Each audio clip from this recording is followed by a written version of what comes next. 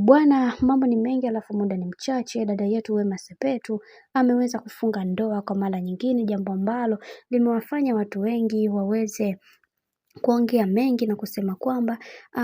mwaka huu kwa Wema Sepetu umekuwa ni wa baraka kwake, kwa sababu kila wakati tunaona ni namna gani ambavyo anavyopambana kuweza kuhakikisha kila kitu kinakuwa katika misingi iliyo imara. Na leo hii tumeweza kuona watu wengi waliweza kufunguka vingi, na wengi wao waliweza kuzungumza mengi na kusema kwamba bibie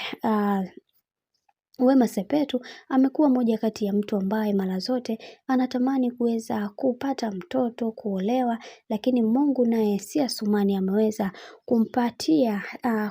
kumpatia kile ambacho kinachostahili, na wengi wao waliweza kumpongeza kwa kitu kikubwa ambacho alichoweza kukipata, na wengi walimwambia kwamba kuna vitu vingi vimeweza kutokea katika maisha yangu, hivyo nitapambana kuweza kuvifanya vikawa sawa, na tumeona wengi wao waliweza kupambana. Kila kitu kimekuwa katika misingi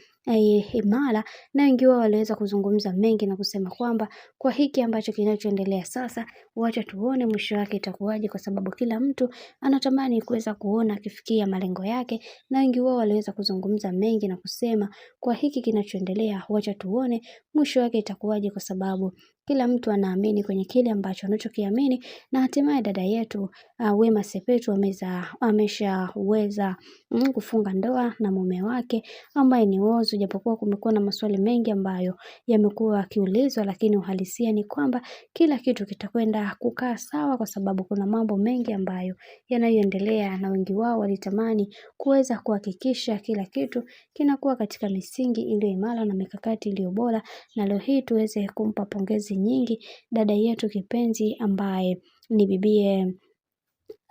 bibie Wema Sepetu kwa kuweza kufunga ndoa, kwa sababu watu wengi walikuwa wanatamani sana kuweza kuliona hili bibie huyu akifunga ndoa, na hatimaye Mungu ameweza kumbariki na kila kitu kimekaa katika mkao kama vile ambavyo inavyostahili. Mungu aendelee kumsimamia katika kila hatua ya maisha ambayo anayopiga, kwa sababu hiyo ni moja kati ya baraka, kwa sababu watu wengi wanatamani kuweza kuona kila kitu kikiwa katika mikakati iliyo imara na misingi iliyo bora, na hichi ndio kitu pekee watu wengi wamekuwa wakikisubiri kwa muda mrefu. Na wengi wao tuliweza kuona walifunguka vingi na kusema kwa hiki kinachoendelea sasa, wacha tuone mwisho wake itakuwaje, maana kuna mambo mengi yamekuwa yakitokea katika maisha, na wengi wao wanatamani kuweza kuona kila kitu kinakaa katika mikakati na misingi iliyo bora zaidi kuhusiana na hili sakata zima ambalo linaloendelea kwa sasa. Bwana, mambo ni mengi, muda ni mchache. Mimi naomba nikusii, kama ndo mara kwa kwanza, basi usisahau kusubscribe, kulike, kushare